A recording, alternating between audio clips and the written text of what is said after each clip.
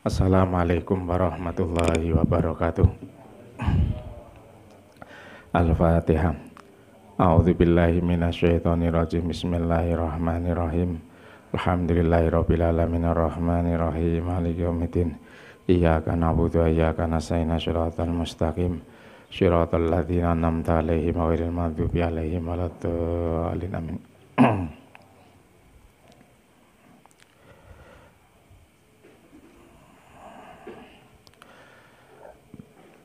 Bismillahirrahmanirrahim. Kita akan membahas kajian yang kemarin sudah kita mulai terkait dengan masalah kurban. Barangkali untuk tahun 2022 ini, ya, ini itu kan pasti menyisakan problematika kan. Ada yang ibadah pada waktu kurbannya hari Sabtu, ada yang melakukan ibadah kurban hari Ahad. Nah, ini bagaimana misalnya ada orang yang menyembelih binatang kurban tapi belum melaksanakan daripada keyakinan waktu masuk dari ibadah kurban. Di dalam konteks Madzhabul Arba'ah itu ada penjelasan seperti ini, bahwa kalau menurut mazhab Maliki, Hanafi, sebagian Hanafi, kemudian Hambali, kurban ini harus dilaksanakan daripada setelah pelaksanaan sholat id. Tapi justru kalau menurut Syafi'iyah atau mazhab Syafi'i, waktu kurban itu mulai terbitnya matahari sampai kurang lebih waktu pelaksanaan daripada sholat Idul Adha dan khutbah. Artinya di situ tidak mensyaratkan sebagaimana dalam mazhab Maliki, sebagian Hanafi dan sebagian Maliki, sebagian Maliki, sebagian Hanafi dan mazhab Hambali yang secara tegas bahwa penyembelihan binatang kurban itu harus dilaksanakan setelah pelaksanaan sholat Idul Adha. Sehingga kalau misalnya setelah pelaksanaan sholat Idul Adha, ya mau tidak mau, ya ini bagaimanapun juga ya, harus nanti aturan itu kita lalui. Nah, untungnya kalau kita mengiblat pada pandangan mazhab Syafi'i itu justru lebih longgar. Jadi mulai terbitnya matahari ya sampai kadar waktu sholat Idul Adha dan pelaksanaan khutbah. Artinya itu menunjukkan seumpama orang yang nyembelih ataupun yang kurban itu ternyata tidak sholat pun, ini kalau dalam mazhab Syafi'i, asalkan penyembelihannya itu adalah tadi kira-kira setelah kadar waktu untuk sholat id dan pelaksanaan khutbah, hukumnya sah. Hukumnya sah ini. Ini tentang masalah kaitan dengan waktu penyembelihan. Ya. Tapi kalau versi dari mazhab selain Imam Syafi'i itu kan berangkat dari, karena ayatnya jelas ya, fasholli li rabbika wanhar.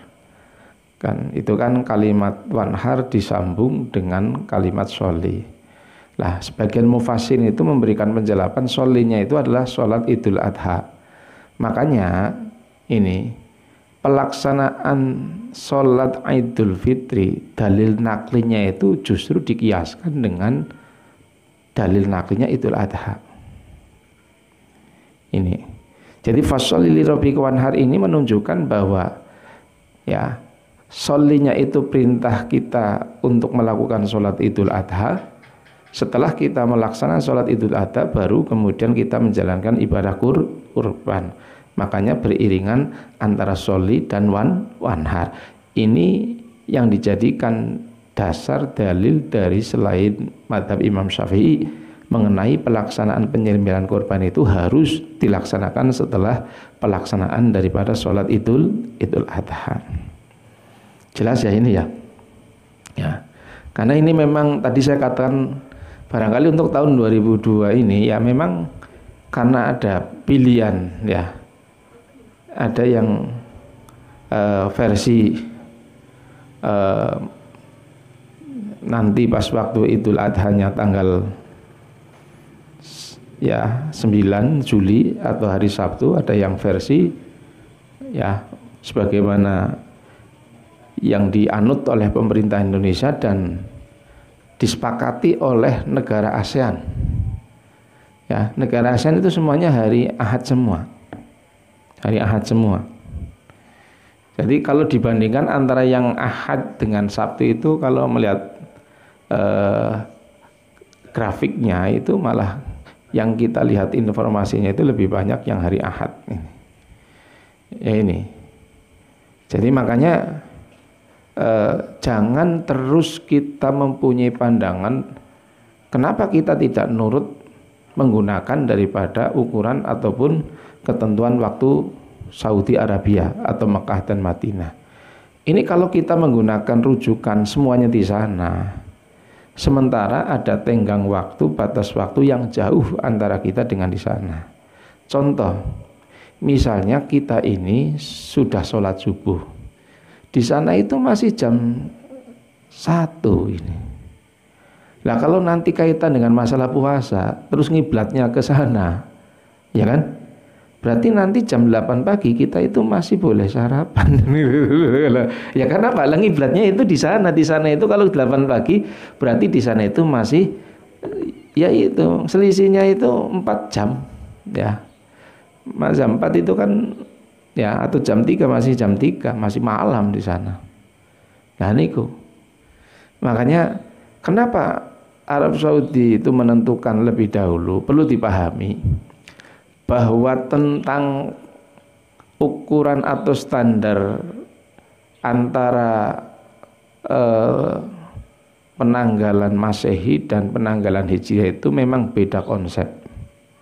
Kalau Masehi itu menggunakan konsep perputaran daripada matahari, kalau kemudian Hijriah menggunakan konsep perputaran daripada bulan. Lah, untuk perputaran bulan ini potensi negara yang di sebelah timur kita, yang di sebelah barat kita, itu potensi melihat bulan dahulunya itu besar. Kenapa? Karena itu munculnya bulan pertama bukan dari timur, tetapi munculnya bulan baru itu dari sebelah barat. Makanya wajar kalau Arab Saudi itu mendahului kita. Kenapa? Ini dalam kaitan masalah penentuan, ini kita tidak menggunakan daripada penentuan daripada matahari, tetapi menggunakan Hijriah yang standarnya itu adalah bulan. Sementara ada ketentuan bahwa kalau negara yang lebih barat atau di arah sebelah barat kita, itu potensi melihat bulan baru itu lebih dahulu dibandingkan negara yang sebelah timurnya. Beda dengan nanti matahari. Kita itu melihat matahari lebih dahulu dibandingkan dengan negara yang sebelah baratnya. Jam 7 kita itu bisa melihat matahari. Di sana ya jam 7 berarti di sana itu masih malam. Sekitar jam 4. Paham apa Mas dulu ya ki? Kayaknya bikin tastang itu roh ya mesti kan ya. Ya. Yang durung sepenuh roe gue balik nih yang lah ini. Ya ini kalau ini kan nggak prinsipil, cuma ini sebagai wacana lah, pemahaman supaya kadang orang itu kan begini ya. Kenapa kita nggak nurut saja? Ya kalau kita nurut repotnya nanti pas waktu ukuran kita itu dalam berpuasa. Ya kan, selisih kita 4 jam, kita sudah matahari wis nyemplung ya, wis maghrib nih kene bahkan wis adzan isya, karena menggunakan standar Saudi ya, kita isya di sana itu masih habis asar. Lah terus kita itu bukannya jam berapa itu? Kalau kita menggunakan waktu harus apa-apa kudu Mekah ya, ini yang harus dipun pahami ini. Ya, harus dipahami. Kemudian barangkali yang perlu saya sampaikan lagi dan saya garis bawahi bahwa status panitia kurban ini, sekali lagi saya tegaskan, ini dalam konteks hukum namanya atau statusnya menjadi wakil. Mewakilnya ya, pihak yang mewakilkan itu orang yang mempunyai binatang kurban. Terus harus dipahami, kewenangan wakil itu tidak secara mutlak, tetapi kewenangannya itu dibatasi ya sesuai dengan amanat ataupun mandat yang diberikan oleh muwakil. Sekarang mandatnya apa? Satu, menyembelihkan. Yang kedua, neteli, kemudian membagikan. Ya, sehingga itu yang menjadi tugas utama dari panitia. Lah makanya kemarin sudah saya singgung, bokat wonten postingan tentang masalah kowe jebule kulit be ana sing ngolihna. Ya konteksnya itu kan wong sing duweni binatang korban dewek kok niku. Niku memang macam-macam pendapat. Wong kan kadang-kala tidak melihat latar belakang kan kurana postingan ning WA ataupun apa. Hukum menjual kulit khilaf. Tetapi saya ingin mengajak panjenengan sedaya bahwa kowe sing kaya kowe itu pemiliknya Mas Dul. Pemilik wong sing duweni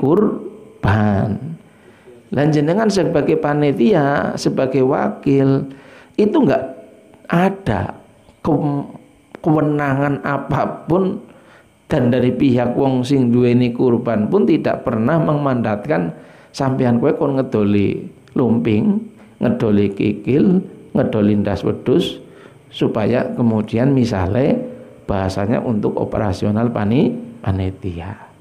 Niki yang ingin saya sampaikan supaya kita itu tidak gagal paham. Karena kalau sekarang itu kan zaman posting, zaman nge-share, tidak melihat latar belakang itu maksudnya apa gitu. Ya. Jadi memang kalau bicara tentang khilafiyah masalah menjual kulit kambing itu memang macam-macam, ya. Walaupun yang ditampilkan, yang memperbolehkan itu semuanya pendapatnya itu pendapat yang lemah. Ya. Ya, mungkin yang barangkali masih bisa kemudian kita akomodir itu yang sistem barter, tidak dijual menggunakan daripada mata uang, tetapi kulit korban dibarter dengan misalnya beras, dan berasnya itu dikembalikan, dibagikan kepada orang-orang yang berhak menerima kurban. Itu rasional sekali karena dikembalikan kepentingannya. Jadi dari hal-hal yang berkaitan menjual kulit itu nggak ada yang bersifat kepentingan yang sifatnya itu kepada panitia, nggak ada. Itu walaupun toh misalnya menggunakan pendapat ya yang tentunya tadi yang saya sampaikan ya pendapat yang tidak muktamad ya. Tidak muktamad itu artinya pendapat yang tidak kuat, karena yang ditampilkan, yang diperbolehkan tadi yang saya katakan khilafiyah menjual kulit itu semuanya rata-rata pendapatnya itu pendapat yang lemah. Tapi perlu dipun pahami bahwa konteks nanti yang khilafiyah ada yang mengatakan menjual kulit itu tetap itu konteksnya itu adalah pemilik binatang kurban. Kalau panitia tidak ada kewenangan apapun untuk nanti ya menjual daripada bagian organ tubuh binatang kurban, entah itu kepala, kulit ataupun kemudian kikilnya. Nah ini yang harus menjadi salah satu apa ya istilahnya itu semacam tata tertib dan peraturan bagi panitia. Ya, artinya panitia itu jangan over rumangsa diwa pasrai seakan-akan itu wis kita ngapa jere panitia. Ya tentunya harus kita kembalikan dulu panitia itu sebagai apa? Panitia sebagai wakil. Kalau di dalam konteks wakil itu kewenangannya dibatasi sesuai dengan apa yang dimandatkan, itu saja. Ya. Jadi kalau kewenangan tidak dimandatkan ya nggak boleh. Nah, pertanyaannya apakah kemudian menjual itu dimandatkan? Ya tidak. Sama dengan kemarin saya katakan ya.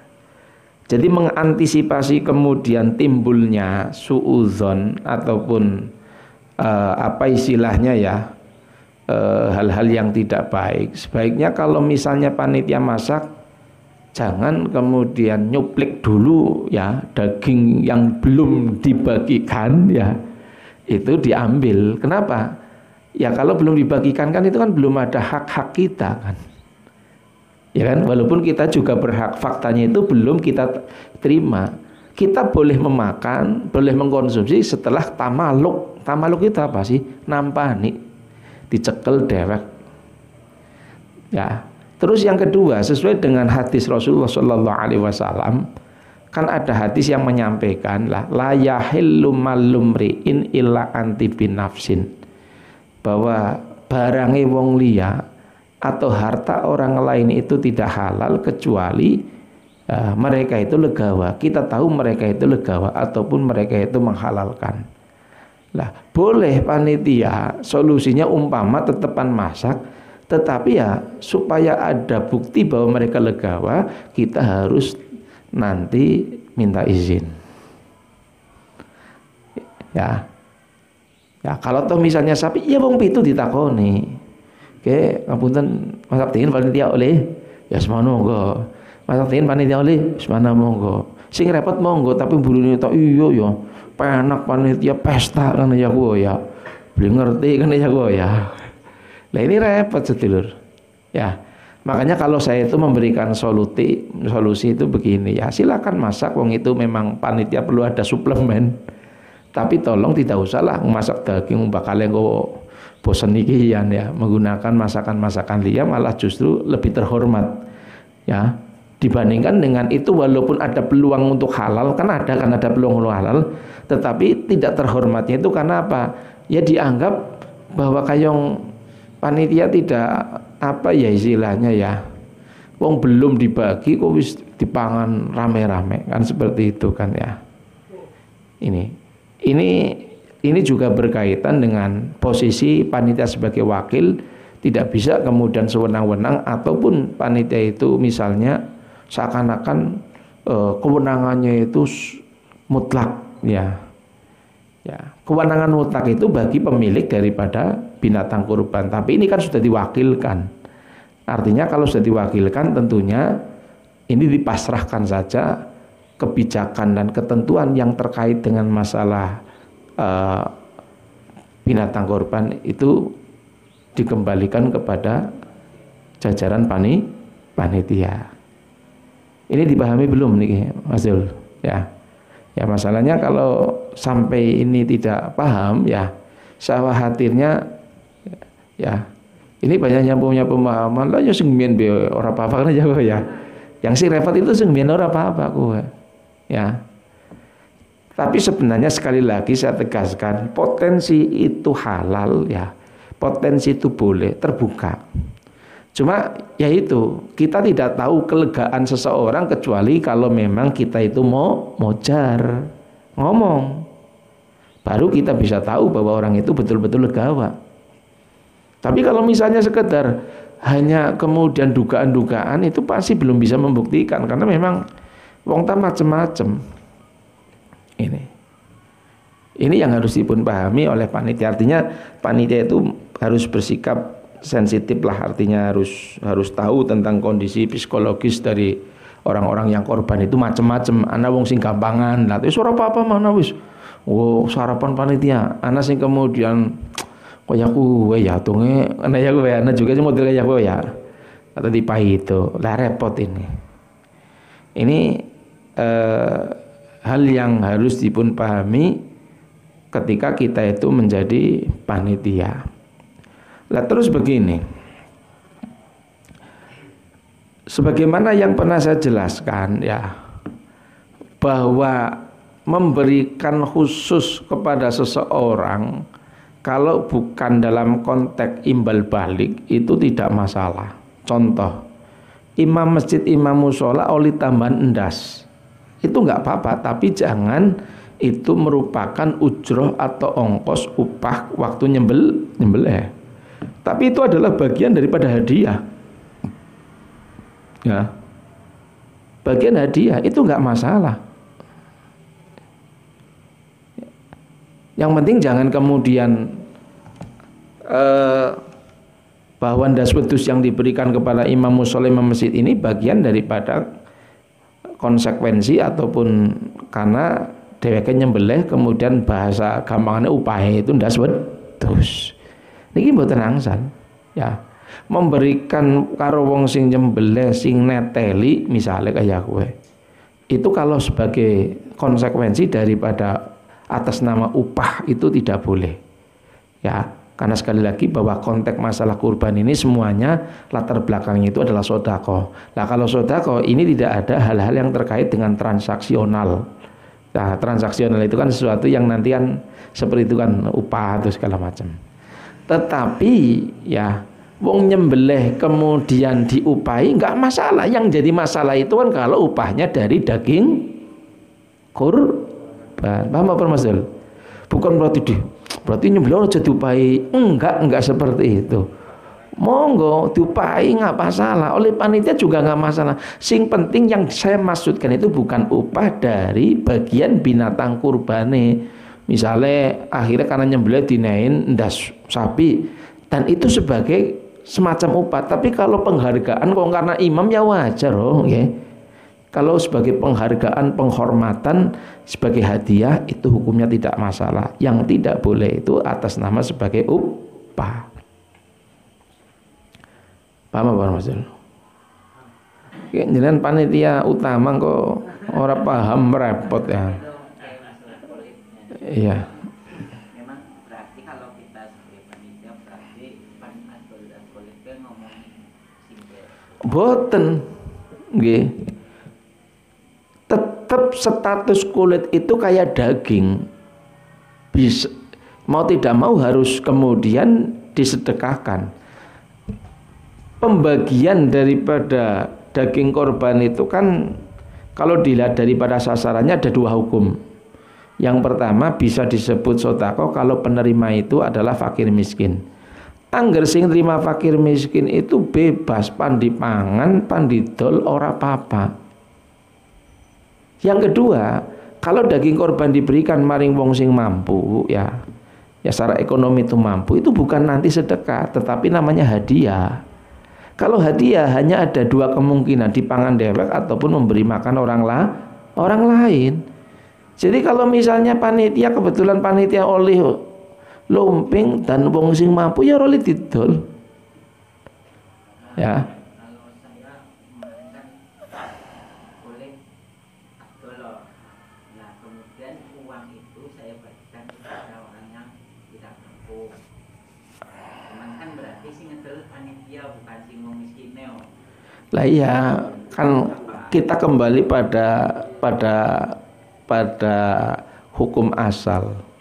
Jadi panitia ngedol itu atas namanya apa? Karena yang penting ini. Mau ngedol kan kudu jual beli kan boleh dijual angger kue ndekene dewek. Ya. Kalau bukan milik kita berarti kan transaksi jual belinya mboten sah. Lah makanya kan saya katakan khilafiyah kulit kowe anak pendapat sing olina didol itu konteksnya sing ngedol kowe wong sing duwene binatang kurban. Lah panitia statusnya itu kan wakil ya. Artinya tidak punya kekuasaan untuk menjual. Lah aku ngedol. Ya kan begitu kan ya.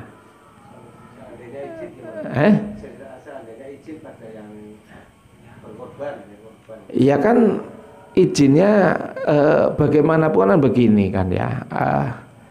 Walaupun izin kalau yang menjual itu orang yang mampu tidak sah. Jadi makanya seperti itu. Barangkali kalau misalnya sing ngedol panitia sing wong mohon maaf ya bahasanya sing paling melarat ora apa-apa. Tetapi sing ngedol panitia sing melarat itu juga itu haknya wong sing ngedol. Gak bisa kemudian apa-apa. Oh sampean ngedol layang, oh duitnya tangguh bareng-bareng, gak bisa. Kalau masalah nanti ternyata yang diminta menjual itu panitia sing melarat, ya konsekuensinya panitia liane ya apa jerene wong sing ngedol kowe pandinen pecingan sapira. Ya, orang bisa kemudian dibagi rata. Lah wong sing ngedol penyong kok bagi rata ke pribe. Iya. Kalau saya memang enggak untuk uangnya enggak dikasih panitia. Iya, walaupun itu adalah uangnya orang panitia, tetapi kapasitas sampean ngedol itu kan secara payung hukum tidak bisa dibenarkan. Ya, Kowe ndekene sapa? Kan ayo coba. Dalam pemahaman sampean kowe ndekene sapa kira-kira? Lah tadi didol. Iya, diwakilkan kan nyembelih neteli bagi dudu kon ngedol. Biasanya mau bilang sekarang panitia wis kayak gitu.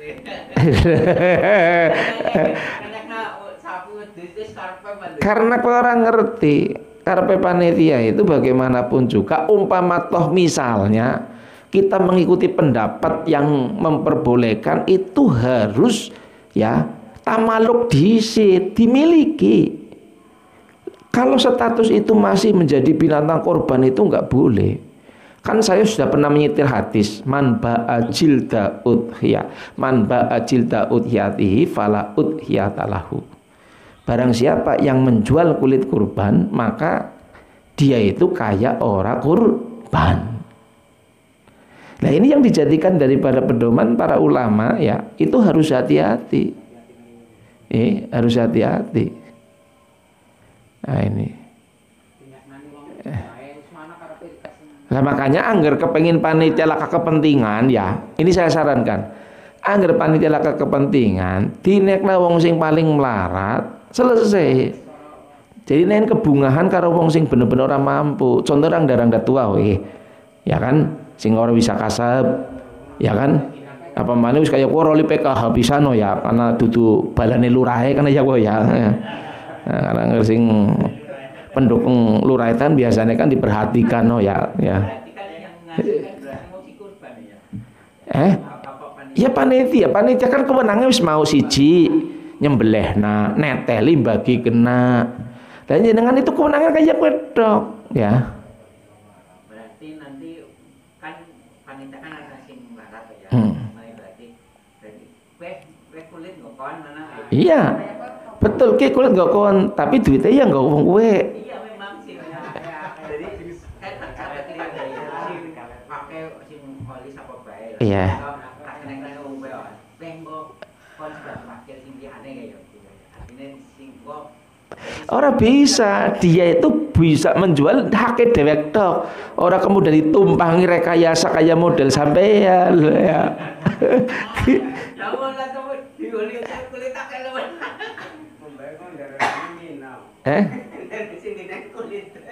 Ya kan jangan kulit tok, nggak boleh nain kulit karena dalam komposisi itu kan ya nggak boleh hanya nain balung tok kulit tok, tapi harus komposisi ada asli dagingnya ditambah balung pamana tambah kulit.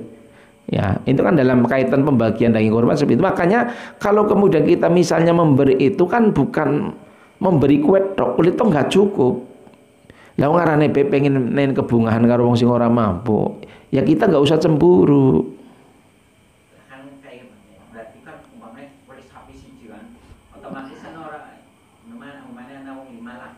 Berarti apa wong Ya gini saja, kulit sapi ya kene mbok keranda kiye, mbok keranda kiye. Latan didol ya. Selesai. Tapi tulung kowe wong melarat kabeh.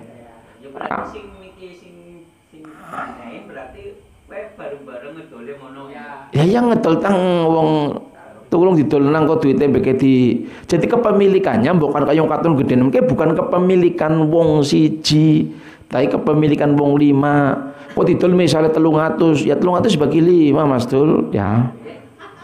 Tapi tulung panitia aja nglelesi ya. Kan gini, catatan yang saya sih ya biasanya kan yang mungkin mana ada 10 orang kan kemarin kan berarti kulit sapi kulit kambing, nah saya jual kemudian duitnya itu tiap bagi 10 orang itu. Lah makanya kan gesing ngedol sampean ora sah. Mulyata mulia sampean ya. Pada baik kayak ya kemarin saya jelaskan. Wong misalnya kulit langsung dinekna ning masjid. Lah masjid apakah termasuk orang yang bisa menerima kurban? Tidak. Tetap di pasrana dingin ning wong sawise wong begek disedekahkan ning masjid itu baru boleh. Jadi orang muda gue masjid ikian nih misalnya, kayak kulit didol gue masjid musola ikian, iya tak iya, apik tak iya. Kayak misalnya jenengan zakat pari kok gue masjid, ya lah kejudul loh, zakat itu maring menung zakabe. Ya kalau nih masjid itu ya infak sodako jariyah. Jenengan memaksakan lah nyong pengen nih masjid zakat, tetapi kan aturannya nggak boleh. Zakat go masjid itu nggak boleh, zakat go madrasah nggak boleh, ya. Jadi zakat itu maring uwonge. Berarti kowe manis iki manis 10 ya, Pak, 10. Lah sing berhak menjualkan salah satunya boleh apa semuanya harus? Gini, wis ngomong kayak kepe, kayak lumping dekene mbok rang dasi A, mbok rang dasi B, ya sampai misalnya wong 5. Tolong ya rang dasi tua-tua beke ngolah ya lah sawise kowe lang masalah kemudian sing ngedol natang wis negosiasi wong siji to nggak ada masalah, sing penting kepemilikannya dudu ndekene wong siji, bukan kayong panitia pangenek nang ora patia bongbong kan ya kok ya kayong katon regane gede. Sampaikan saja ini bukan satu milik orang, sehingga kalau dijual katan 300 ya berarti 300 dibagi wong 5 Mas Dul. Biasanya sih kayak kan pokoknya sebenarnya kowe dimodal aja kita. lah wingi Kita kayak kowe. wingi tak karena sing ngedel panitia. Nah, yang bukan kita. Cuman kan ana sing panitia kan ana sing kurban. Iki sing iki patungan sih. Iya, walaupun patungan korban kan hanya salah satu kan ya, tidak semua. Iya. Lah ya makanya Oli berarti sing iki jangan menyimpulkan oleh. Pertama ya sudah saya katakan, andaikan kita mengikuti pendapat sing macam-macam sing muarane ternyata boleh tetapi dikembalikan kepentingan kurban, itu pertama adalah itu pemilik binatang kurban ya. Sudah. Terus angger misalnya wis dibagikan terus boleh dijual, kue angger sing nampani wong melarat. Jadi ada dua konsep ataupun dua keadaan. Pertama durung dibagikan ya, mengikuti pendapat sing aneh-aneh, itu berarti boleh dijual. Sing ngedol siapa? Pemilik binatang kurban, tapi dikembalikan lagi untuk kepentingan kurban. Ya, misalnya kue mau barter sembako. Ya. Lah, yang terjadi itu kan banyaknya yang ngedol tapi bukan untuk kepentingan nanti dibagikan rata-rata kan ya. Ini atas nama operasional dan macam-macam. Yang kedua, ini dibagikan, kulit itu dibagikan dan boleh dijual. Salah satu syaratnya asalkan satu sing nampani wong sing nampani daripada kulit binatang kurban wong sing melarat. Baru angger wong melarat pandi gawe apa be oli, pandi gawe kerupuk ya oli, pandi nekna wong ya oli, pandi dol ya oli. Kuwi syarate. Lah makanya umpama misale ya katakanlah misale umpama lumping sapi karena regane larang, ya jangan hanya satu orang saja. Sebutkan sampean. Kian lumping sapi ini nembok di samping juga oli bagian daging, kita tambahan karena sebagai bentuk simpati kita ya. Ini dikene mbok rang daki, mbok rang daki. Ini karena saya sebutkan ya karena wong sing memang tidak punya kemampuan itu ya seperti itu orang datua. Seolah kasing bisa ngasa bener. Ya. Lah nanti umpama misalnya hasil 300 ya tinggal dibagi wong 5.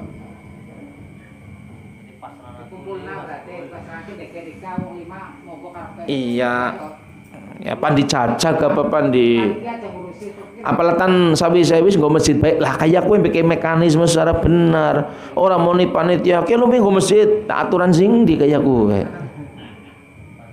bentuk hati-hati karo sing korban melasi akan itu banyak kan yang memang panitan panitia kan ya. Memang ada. Tapi ya jual solusinya dia kan kita tapi katanya memang kita tujuannya kan ya tapi cuma secara hukum kan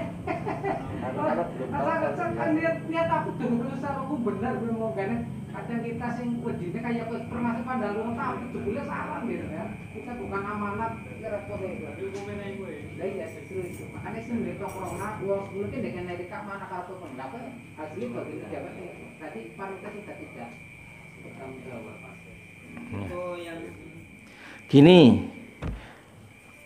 sampai negara tuntutan wong kaya kowe ngomong ya wis, tapi kita balik nak sembelih dewek, neteli dewek, bagi dewek monggo. Anggerana wong bang apa istilahnya pedoman sing keterangan bisa sampai 1/3 ya. Sekaya kayak ning kaji musidin sinetron lah kayaknya ya kowe ya. Lah makane kalau sudah dipasrah ning panitia berarti konsep yang kita usung itu untuk keadilan pemerataan. Ya kan? Berarti kalau sudah pemerataan ya otomatis sedekahnya ya lebih baik nanti dinikmati oleh orang banyak. Ya.